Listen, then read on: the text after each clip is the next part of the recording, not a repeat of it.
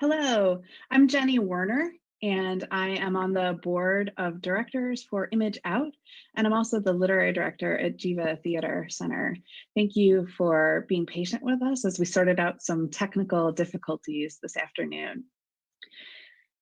ImageOut's narrative centerpiece film this year is The Obituary of Tunde Johnson, written by Stanley Kalu and directed by Ali Leroy.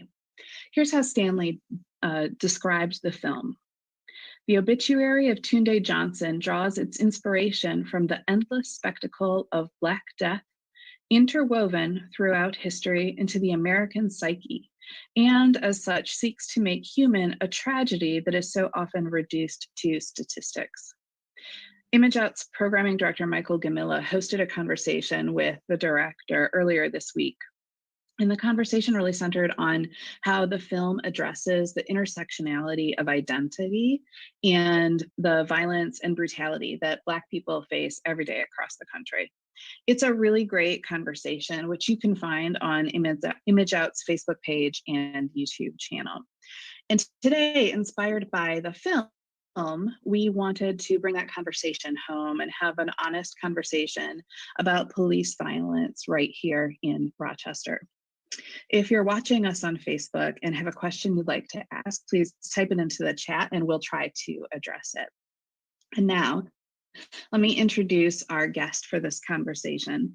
Anthony L. Hall is the Dean of Students at Veritas Charter School for Young Men. He's the founder and executive director of BOOKBAGS, Book Bags Express, a program that is created to address disparities in the Black community through the lens of youth. Anthony is an unapologetic community voice who strategizes to address systemic, institutional, instructional racism. He's a former gang specialist for the city of Rochester and a former candidate for the Board of Education for the Rochester City School District, and a father of 5 children. So let's welcome Anthony.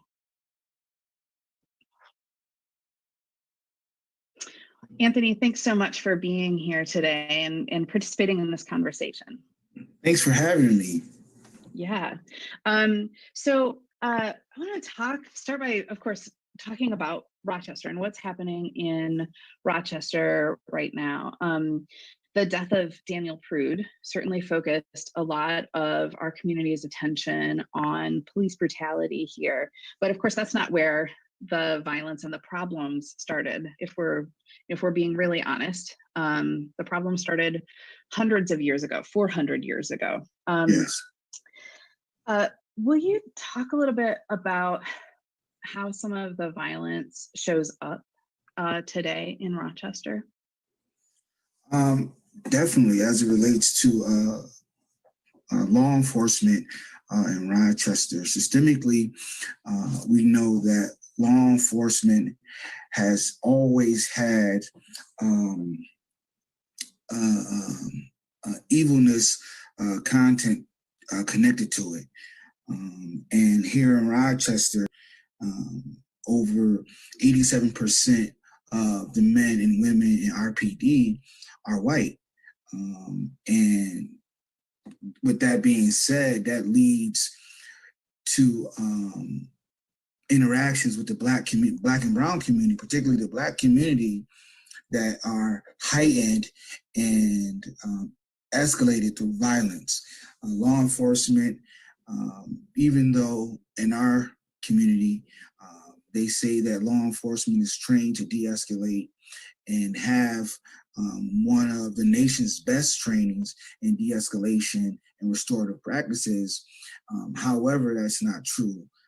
As we see in Rochester with the brutality, as well as not just Daniel Prude's death and murder, but several deaths and murders, as well as beatings and undocumented as well as documented brutalities by law enforcement in Rochester. So Rochester has a history, the RPD has a history of brutality in murdering unarmed Black folks. And it's not, I mean, when you're talking about something that is systemic, you're talking not about individual people necessarily. I mean, it's clearly in the system that, what did you say, 87% of Mm-hmm. the RPD are white, Mm-hmm. but that seems like part of the system as Mm-hmm. well. Can you talk a little bit about what that means for this to be a systemic problem? Oh, definitely. So, systemically, when we say systemically, there's a system that has been created. To your point earlier about hundreds and hundreds of years, the first captured slaves, 1619, came to shore down in the southern tier of North America, came to shore. And ever since that day, there has been a system in place to make sure that Black people were oppressed and marginalized and disenfranchised to the max. And law enforcement was created after local law enforcement was created after the Emancipation Proclamation, as many different things. So real quick, a little history lesson. Prior to the Emancipation Proclamation, slaves ran, and they needed people to catch slaves. So they rounded up folks to catch slaves. During that time, we only had marshals and sheriffs in the United States. There was no local police officers. There were deputies, sheriffs, and marshals. As time progressed, law enforcement, slave catchers end up becoming sworn officers in local towns. And this is why jurisdictions began to play a part. Marshals and sheriffs during that time had jurisdiction over the land, period. Particularly marshals had the largest jurisdiction over the land. So once slave catching became a part of the narrative, you knew immediately that local law enforcement in towns and cities, eventually as suburbs, birthed that the nuances to keep law enforcement intact were predicated on ill intent amongst Black folks. Fast forwarding to the earliest 19th century, where police departments started to form in the United States. And here locally in Rochester, we find that police departments being connected to an institution, and a systematic institution that historically, once again, has marginalized, disenfranchised, and destroyed Black communities and Black people, individual Black people. This has been their narrative and the bedrock of these institutions across police institutions across the nation.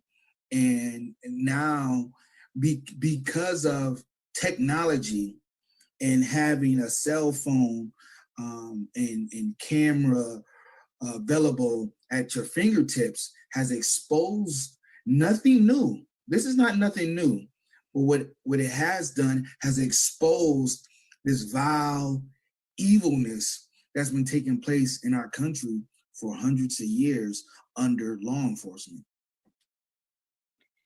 I think I heard, I think it was Reverend Meyer Brown talk about the creation of police departments as a way to answer the question, what do we do about the Black people? Yeah. And that struck me as such a clear way to understand the sort of the historic beginnings of systemic racism in policing all across the country. Which then automatically sets up that adversarial relationship that you're talking about, where Black people are immediately presumed to have done something wrong.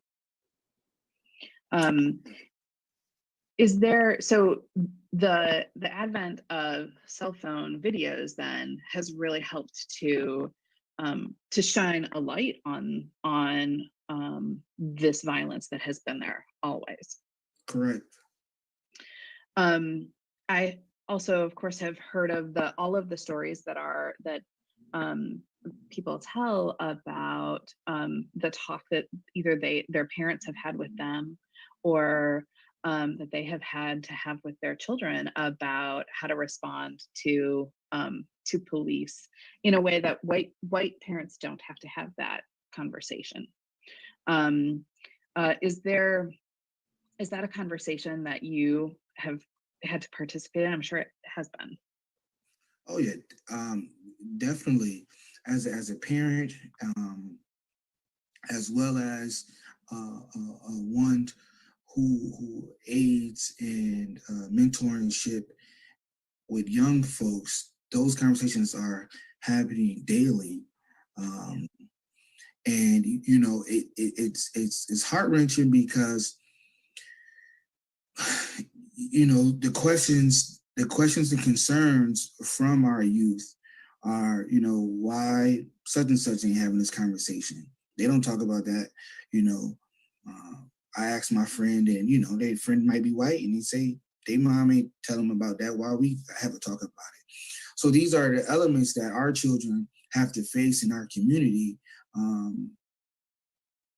based on the notion that every Black boy walking on the street with a hoodie on and Skittles and Arizona bottle is carrying a gun, or based on the notion that a young girl that want to protect her brother is being vile and disrespectful and ends up dead by the hands of law enforcement.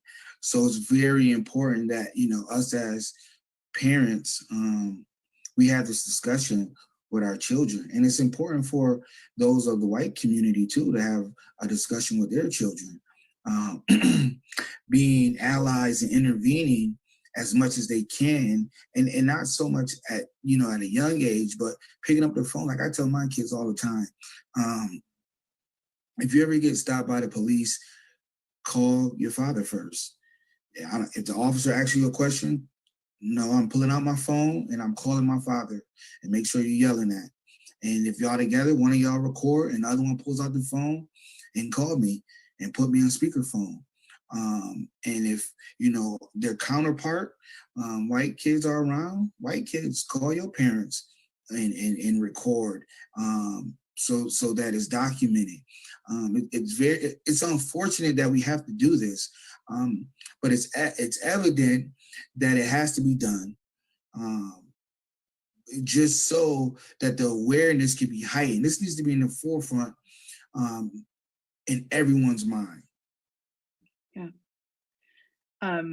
It strikes me that another kind of technology that is new, that is helping with bringing this all to light, of course, are the body cameras that police now wear, which is where we have so much information about Daniel Prude's death.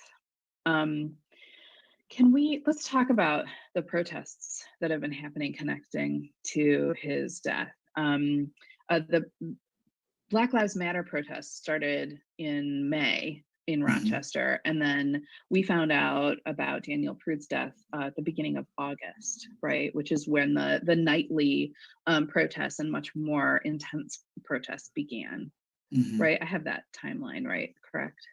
No, we found out in September, the beginning of September. Oh, it was September. Okay, Yeah. great. Thank you. That's right. The mayor found out in August, right? August, yep. Okay. Allegedly. Okay. Allegedly. So will you talk a little bit about what are the demands of the protests? Is that something that you can share? Oh yeah, definitely. So one of the demands are free them all. Since March, men and women and protesters in general have been arrested, detained, and charged unlawfully. And what that is, protesting is one of your First Amendments the right to assemble and freedom of speech. And they're being charged, some of them with misdemeanors and some of them with felonies. And, you know, we are all in solidarity asking that all charges be dropped from anyone from May 30th up until the protests end, not be charged with any criminal crime at all. The next is we want Sandra Dorley to resign for her misconduct and her pillaging of the Black community and criminalizing the Black community at high alarming rates. Another one was for Chief Singletary to resign, and as you know, he did. He got fired. He resigned and then got fired. Then we asked for his second in command to resign as well, Mark Simmons. He was the interim chief shortly. As you know, a new interim chief has been given a position.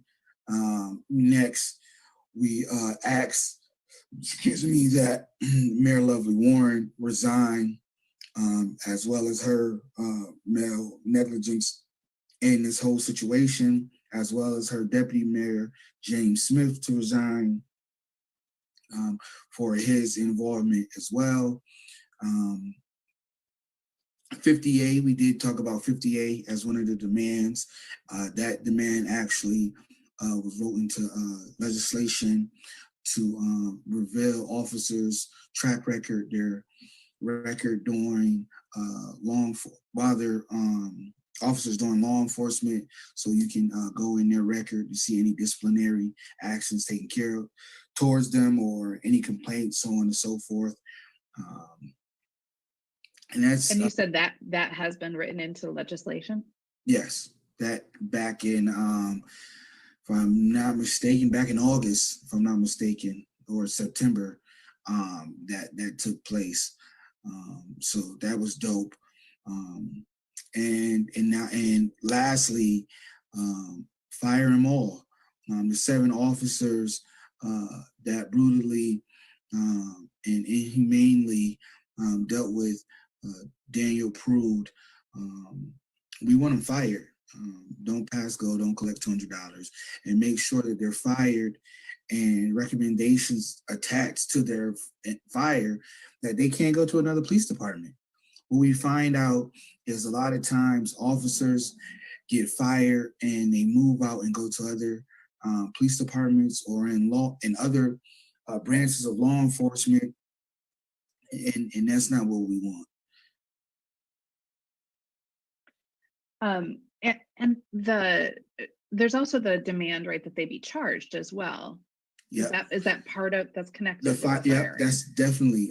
So we definitely want by our Attorney General Chief James to indict and convict these 7 officers, for the death and murder of Daniel Prude.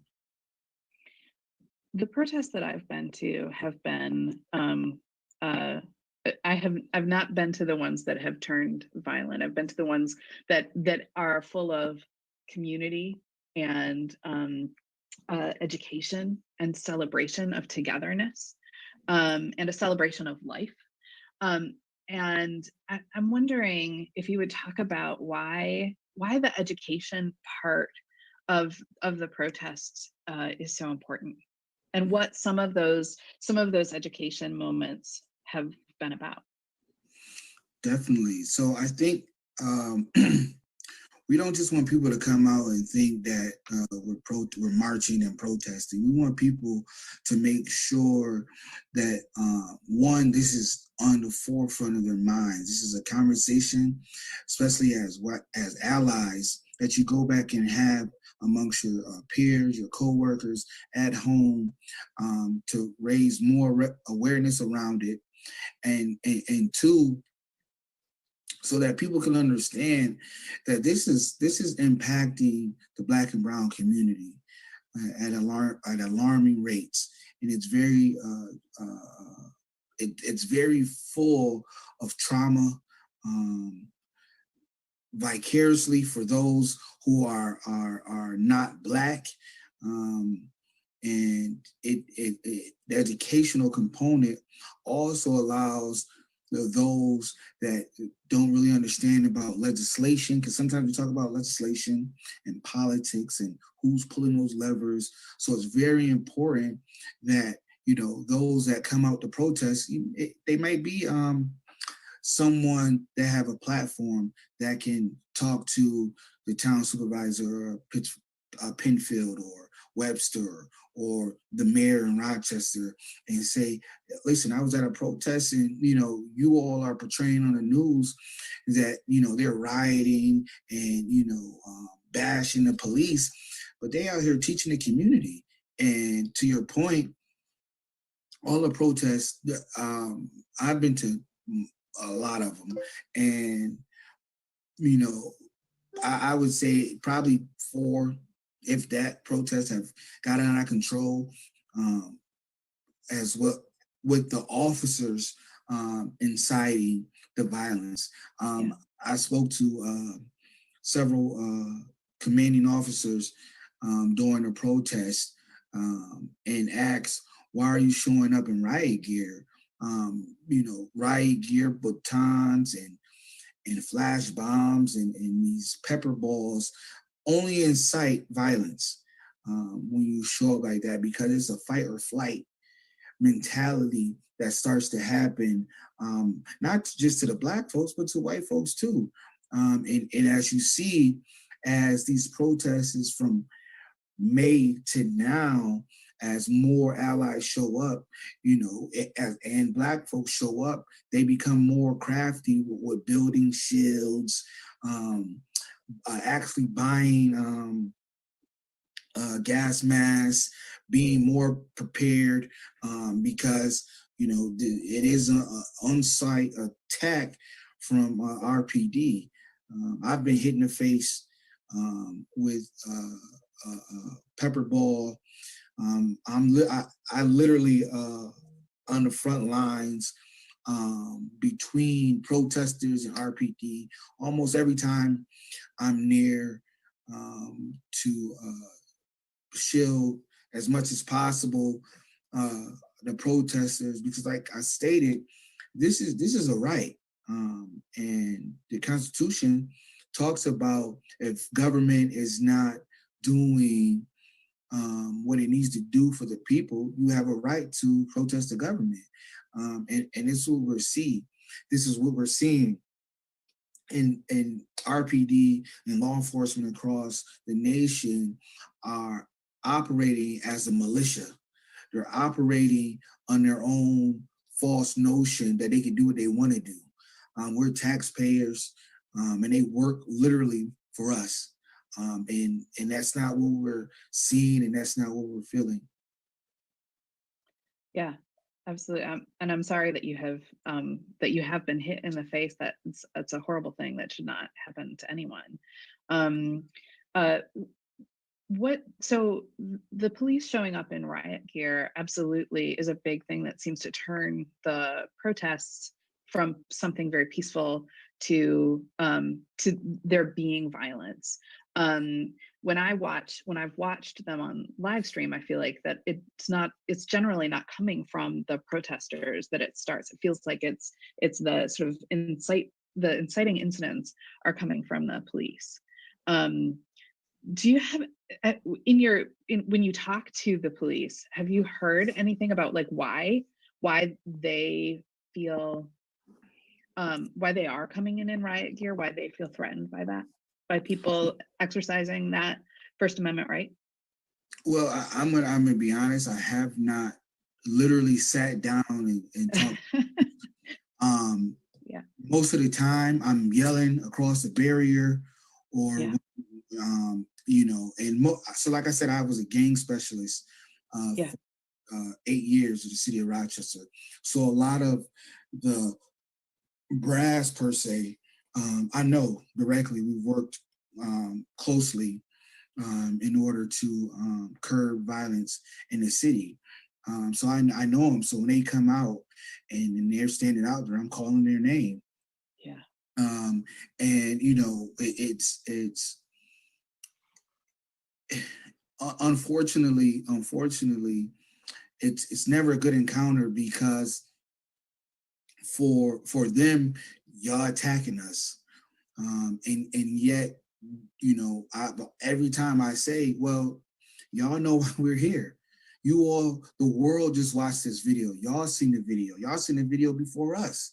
So you're acting like we're here because someone car got stolen, or we just want to be here. No, we're here because there's something going on in this community that was done wrong, and you know it was wrong.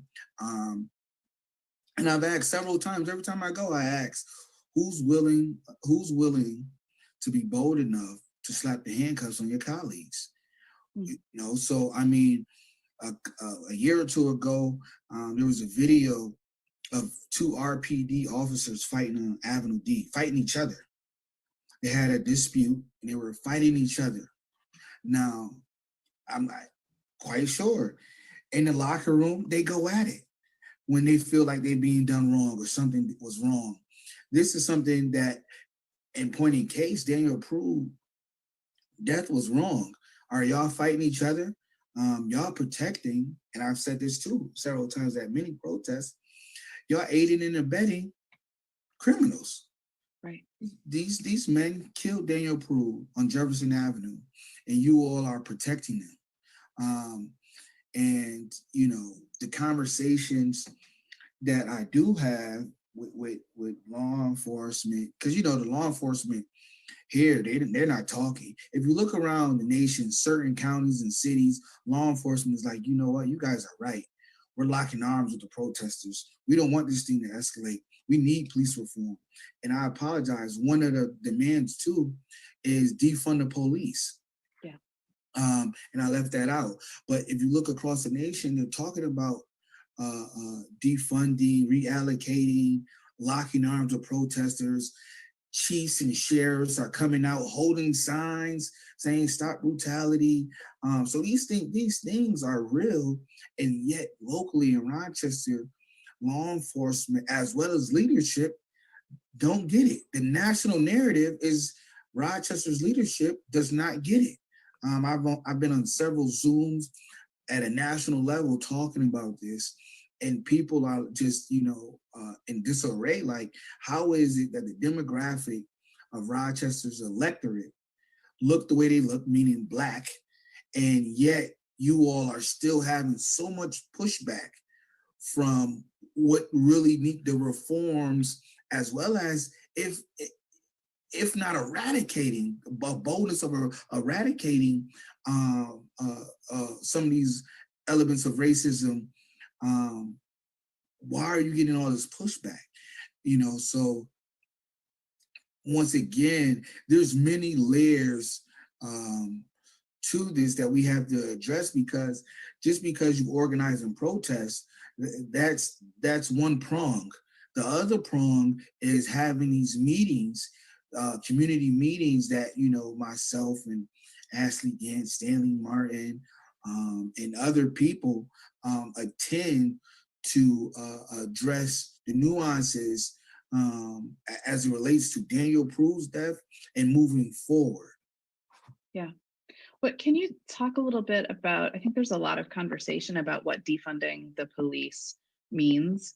And sometimes I feel like the people who are having the conversation don't fully understand what that actually means. Can you talk a little bit about what the request is or not request, but the demand of defunding the police is? Oh yeah, definitely. So as we know, RPD gets over $100 million, their budget, for a city under 250,000 people. Their budget is $100 million, over $100 million.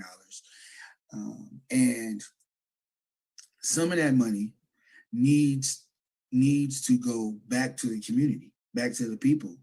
And defunding means that they get a portion. If the operating budget needs to be $50 million, that's it. That's the cap. We're not going beyond that. And that rest of that, the other 50 million goes to grassroots agencies like yours, programs, initiatives, organizations that's actually doing the work in the community and making, as well as not just organizations, but people as well, beautifying homes, beautifying streets and communities, helping small businesses, particularly Black businesses in the community. So defunding the police is about building community, as well as reimagining the police department, because some of that money will go into policing as well when you defunding, because now you want to pay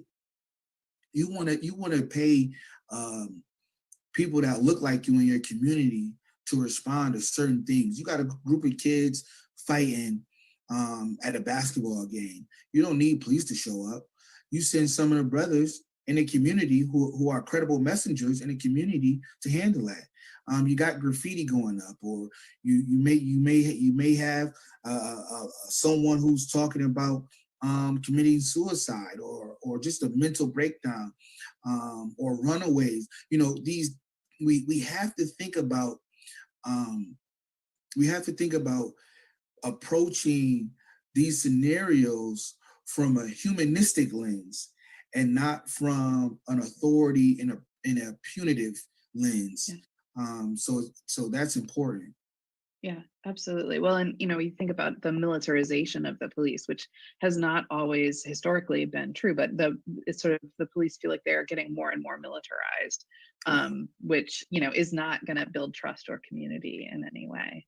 And when we talk about dismantling systems that are racist, you have to dismantle it. You have to actually pull things apart to create something new, right? Oh, yeah, definitely. Yeah. Well, the film that inspired this conversation is about a young Black gay man. And the more honest and open that he is about his full identity, the more successful he is at surviving, the longer he lives. And it seems like a really great metaphor for the importance of intersectionality. And I wonder if you would talk about a little bit why intersectionality is important in the Black Lives Matter movement. I think it's unique because this movement not only describes where we're at in this very particular time, because never have we seen it this large when the world is saying Black Lives Matter. We never have seen this large. And it's important because, as I say, we're trying to create a space, a universal space. What we're in now, the space that we're in now is so judgmental. It's so high strung and uptight. And we're ushering in a next generation who is bold already. And we have to build a strong base, a strong bedrock for them to be able to build on top of. And that building on top of that has to be that universal space, and allowing people to express themselves and be them. I think a lot of issues in our community come from because people are not allowed to express themselves, particularly me, right? I'm 5'11", I'm 260, I'm 265. And when I project myself, I'm being aggressive. And really, I'm not. I'm just passionate, especially when we're talking about stuff, or when my hands are moving. Oh, what are you doing? So these things can be perceived as aggression, but the reality is it's not.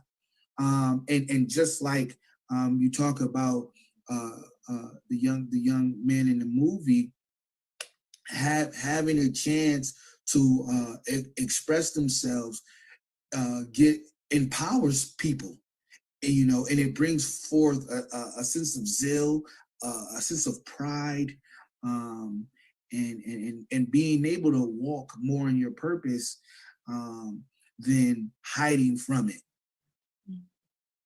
Yeah, it's a really beautiful sort of vision of being able to walk in your purpose. Do you have a sense that that there's a time when we could get to that place where everyone can walk in their purpose, and that all Black lives matter, and we don't have to debate that? Right. I think so. The framework that each individual was given far as your mind framework, that has to be broken. And once that is broken, we'll be able to walk such as that, where, for me, right, we're having a discussion about racism and police brutality, and one of the panelists says, that's white, says, oh, I don't see color, right? And in a world where the framework wasn't set up the way it is today, and a person says, I don't see color, oh, you're correct. But in a world where all Black lives don't matter, and you say you don't see color, that bothers me. Yeah. And in order for us to understand, how do we get to that level of a humanistic approach to things that's interconnected. Me and you are interconnected. Our interpreter is interconnected. And how are we interconnected? Well, we need food, water, shelter, and the greatest of those three is love. And love does not change. It does not change at all. You can't change it. You can't manipulate it. You can't do nothing to it, dispute it. And that's where I'm at. And that's where, when we do teach-ins and I'm given the privilege to speak, that's what I talk about. And that's my talking point. For me, the umbrella of being under one place or one thing or one entity or one group has to be broken. I can't describe, I shouldn't have to describe myself, and you shouldn't have to describe yourself. We should just be who we are. Right, absolutely. We have a question from Facebook about the connection, sort of how the BIPOC community and LGBTQ community can support each other. And I think there's some level of intersectionality in that, right? What do you think? How do you think that that starts to happen? That we see support from both BIPOC and LGBTQ communities for each other? And I guess that's presuming that we're not seeing that now. Right. You said so can you ask the question again? Sorry. Yeah, the question was about, and again, this is a question from Facebook. How the BIPOC community and LGBT communities support each other? How does that? How can we support each other better? That's a great question, and I think getting in spaces, in spaces that allow a healthy conversation, but also unapologetic conversation as well, and allowing all parties to express themselves once again. And I know Rena Goldman, she does a phenomenal job with her spaces, and I'm quite sure you all do a phenomenal job as well, because the conversation has to happen, and the support system has to be there in order for, once again, us to move as a people, and not as, for lack of better words, leaves. We actually want to be able to flow. Granted, we're all not going to agree on everything, And granted, people are going to have their own perception, perceive, so on and so forth. But however, when it comes to human empathy, sympathy, and needs from humans, we should be all understanding on what those look like. Yeah. And we all have the same needs, right? As Yes. you were saying, the greatest of these is love, which is, Yes. you know, absolutely, we all need that. Yeah. And the more that we're able to be there for each other, I think the more we'll all get there together. Yeah. Definitely. And I think, you know, I know certainly I have seen it's so important that people of all kinds are at all of those protests, right? That everyone is at the protests. And so I think that's such an important thing to help. We need to lift each other's voices. Anthony, I want to thank you so much for being here and for having this conversation with me today.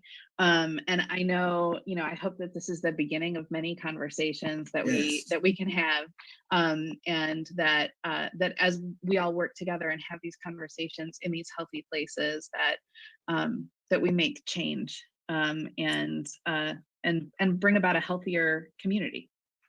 Yes, ma'am. I appreciate you all for having me. It was wonderful, and I look forward to working with you all, as well as seeing you all on the front lines.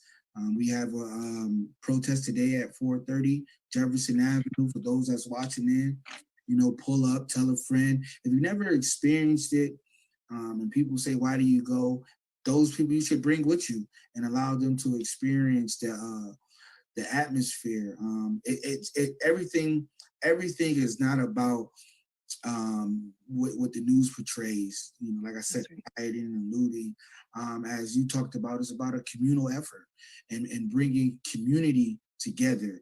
Whether you're Black, white, whether you're a part of the LGBTQ community, excuse me, and plus community, whether you live in a city or you live in the burbs.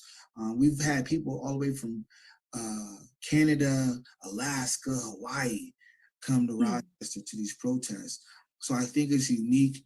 It's an experience that we all, because right now this is history, and our names and our actions will be once again the bedrock for this next generation, your children, my children, our grandchildren, and so on. And that's what the mark is, to consistently carve out love and making sure that whatever you do, whatever spaces you're in, however you interact, it's out of a loving and universal a way. So once again, I appreciate you for having me. Absolutely. Thank you so much, Anthony. And I want to thank our interpreters, John and Harris, as well. Thank you so much. And thanks to our audience for joining us. All right. Thank you.